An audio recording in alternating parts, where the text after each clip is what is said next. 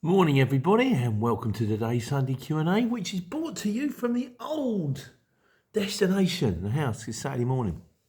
Stupid early on Saturday morning actually. It's sort of, 6 o'clock, it's not that early.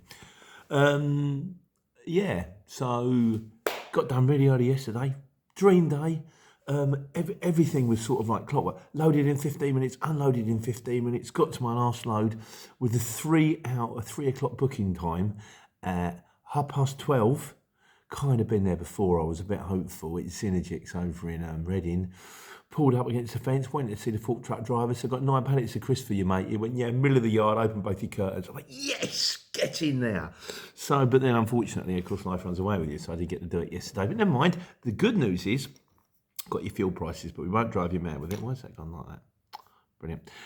Right, so last week your fuel price should have been around about 142.5. This week I have got, just quickly, because this drives you mad, I know it's boring this, Motia 143.94, Express Fuels, Watson's 144.28.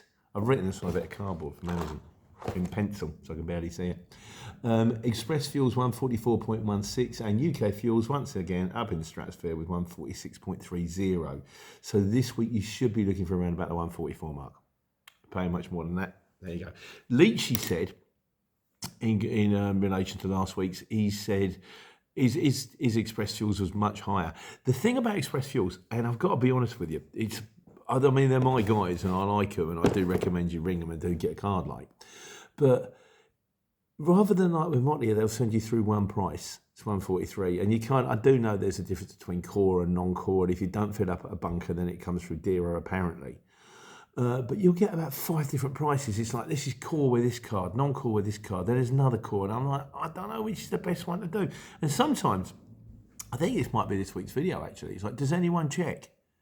You know, you get the price and they say it's this, but then there's a fear of like garages adding on surcharges and stuff like that. So I don't know if anyone checks, but I think on the whole, this week it's gone up a tiny bit. It's gone up by a penny and a half. You should be looking for around about the 144 mark. So, right. So that was just something that's neither here nor there. We've got a question of the week. That's nice, isn't it? Question of the week. I'm not sure who put this one in. He said, I've got a question for you. I'm considering joining the CX, but I need to know if any of the jobs are chargeable both ways. For example, if a job is going from London to Southampton, would I be able to cost him fuel, etc., for the trip there and back, or just the trip there? I told him, trip there. No one's going to pay you double diesel. You know, there'll be someone who's going back to Southampton. Chances are it might be cheaper. That was Kent. And another guy said, hi mate, how about a round trip load board? Are there many loads available on the market? So I will do one on round trip. I had one this week, ironically enough.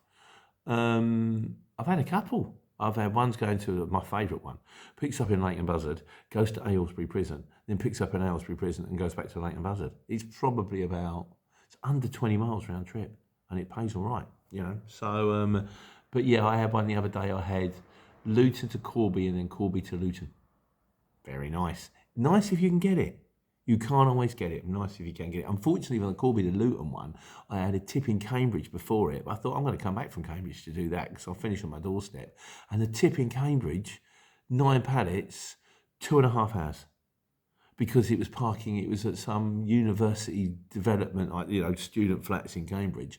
And I had to park the truck at the bottom of the driveway. Of course, everybody wants you there at 8 o'clock in the morning. But 8 o'clock in the morning, everybody else is trying to get in. Can you move your van, mate? And then the guy would come in. And then he would start unloading on site so the forks couldn't get out. Then he would come in. Then the next one would go in. It just went, I keep looking at my watch. I rung them. I said, look, you might have to repost this. But they held it open for me. Very nice people. So I did a video last week about trying to buy knives from Amazon. And it's kind of based on this thing called Very British Problems. Now, what happened with this was I saw the T-shirts online, and I quite like the T-shirt. My favourite one is I only popped out for milk, which I use whenever like. Normally I go down the pub. And my wife started watching this guy on YouTube, and it turned out it was the same guy who makes the t-shirts, does YouTube videos. So if you Google a chance, Very British Problems, he's funny. He's just sort of thing. He's mainly about roast potatoes, biscuits, and putting your bins out. But it's quite amusing. But I just had this thing. I had it again this week in this week's video, where I just could not get into the distribution centre. And I said to the guys, I can charm the birds from the trees, but I could not get this lady to budge. Can I make you a tea? Don't drink tea. Can I get you coffee? Don't drink coffee. I said, look, I'm subcontracted. I'll buy you a pizza. She was a big girl. I'll buy you all a pizza. Yeah, I'll give you 20 quid if you take it off me now. And she wavered at that. But then you see a little brain going, I've told him no. And if I say yes to this, it's like taking a bribe. No, sorry, go back. And it was like, and then I went in later. And there was like 5 fork truck drivers, or 3 fork truck drivers in the morning, 1 in the afternoon, the shift. And he said, they've left me all this to do. He said, they keep doing this. He said, they do nothing in the morning when there's loads of them on, and I come back in the afternoon, I've got to put all this away on my own. And it's like, if you'd have just said yes, it sort of, it just would have made life so much easier for everybody. But it's like, no, computer says no. Computer says no. So anyway, Ian Austin says in these things, sign of the times. My mate Dave at the Chris, who I haven't spoken to for ages, said computer says no, and it is very computer says no. Why can't you just be flexible? Why can't you turn around? My father-in-law's got a great expression on this one. He says, I wonder if you can help me. And perhaps what we could do is we could take those pallets off and put them on the ramp, and then an hour later put them inside. It's a lovely sunny day. They haven't forecast rain for the next 2 weeks. I think we'll be okay, but it's just no moving it. No moving it. And you can see her sitting there talking to her friends of an evening going, well, this guy turned up and he was 3 hours early, and that's not my problem. And if they all did this, you think, well, yeah, obviously if they all did this, you take any argument to an extreme, it becomes a fallacy. But we don't all do this. There's one guy. Most drivers are paid by the hour. They go, oh, fine, I'll just go outside. It just would have made my life a lot easier. Although it did spark a weird thing, which is as a result of being stuck there for 4.5 hours, I went for a run. Despite being in the steel toe protector boots, I've got to try and get this heart rate down. So I went for a run. Now, I've got my running kit in the van, and sure enough, 2 days ago, I rocked up at Milton Keynes with a booking time, a collection of 9 o'clock. I got there at 7. I knew the place opened at 8:30, and I thought, well, it says 8:30, but that might be to the public. It might be open earlier. The bloke turned around, he said, forks aren't until 8:30, mate. I said, no problem. I've got my kit on. I did a 6K run around Milton Keynes. Nice place to run around Milton Keynes. Got loads of trees, big paths. Got a bit lost. I could do something about that. There's one for the wise guys. What do you do if you're trying to work out a route on a map and make sure you get back to the right place in time to get loaded by the forks? Come back to that one. But anyway, there we go. As regarding the nice thing, Shane Hardy says, why doesn't Uber, they do what Uber does, ask for ID on delivery? I don't know. Is anyone out there an Amazon driver? Why could you not ask for ID on delivery? Presumably, you'd have to do the thing then where you have to knock on the door and wait. And if someone goes, can I see? And you've got to wait. That's going to make the stop a lot longer, isn't it, really? But nevertheless, if they didn't have the ID, some members are sorry, I can't drop this one off. Got to keep hold of these batteries. I don't know. Godzilla says, he said, I bought a manicure set last year. You would think that I would say that there was like a machine gun in the box when it landed, given the hassle. Still can't blame them for the amount of activity and yuff going on. With 2-inch cuticle scissors, well, something needed to be done. Sort of like, yeah, I guess that's it. Any sharp objects. It's what gets me is sometimes the things that you can get delivered. And then, presumably you can get a hammer delivered, but you can't get a butter knife. And I'm pretty sure I could do a lot more damage with a hammer than I could with a butter knife. But hey, who knows? Mine is not the reason why. Just one, the big video this week, which is one comment on this one, which was going from lorry to van. A couple actually. Andy Darwin says, finding the work and bigger bills. I've got to say, Andy, in my experience, the work on the CX for lorries is about the same as the work for vans. And the bigger bills tend to come with bigger things. So you'll get a bigger battery, you'll get a bigger alternator. In my experience, DAF parts are about the same as the parts were on my Mercedes Sprinter. And I dare say the DAF parts last longer.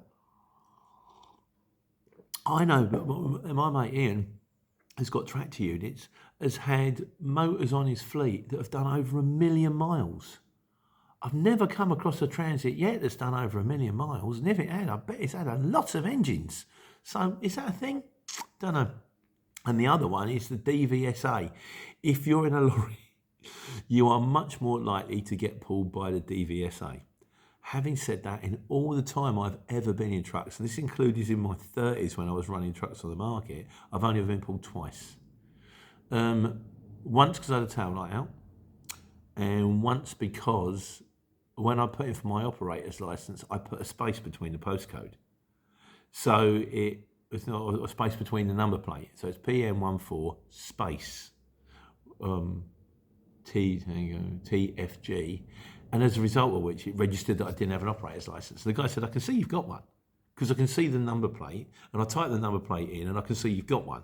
But the system has come up that you haven't got one, and that's why we pulled you. And as it was, I was so close to getting a green light, but I'd done bunny hopping. I didn't know they could sort of, when you sort of move it slightly when you're on brake to let someone out.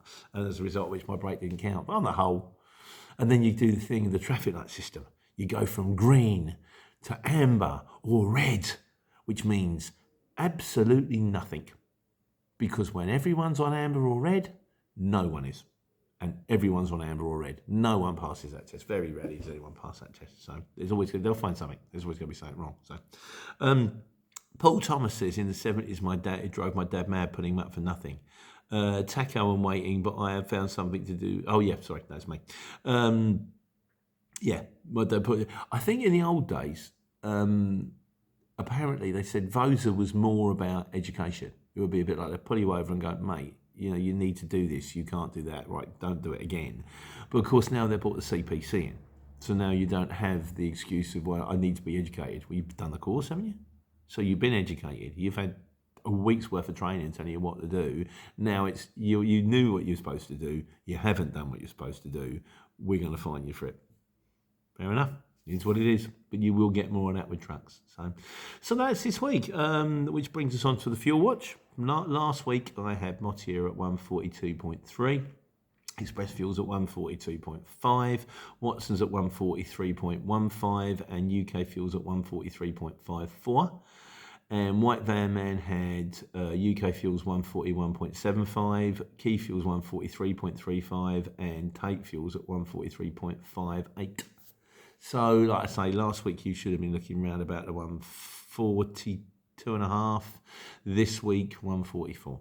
It's gone up a little bit, but not scary. And in conclusion this week, Ben May says, what a beautiful house, man. Yeah, it's good. Here it is. It's on the market at the moment. We're selling it. We're supposed to be selling it because it's just getting too much.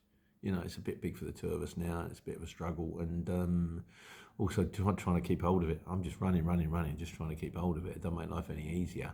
But I don't know. Got family across the road. My mother and father live across the road, and I've got my daughter and a grandson around the corner. And I don't know. Who knows? You know what I need to do? What do I need to do?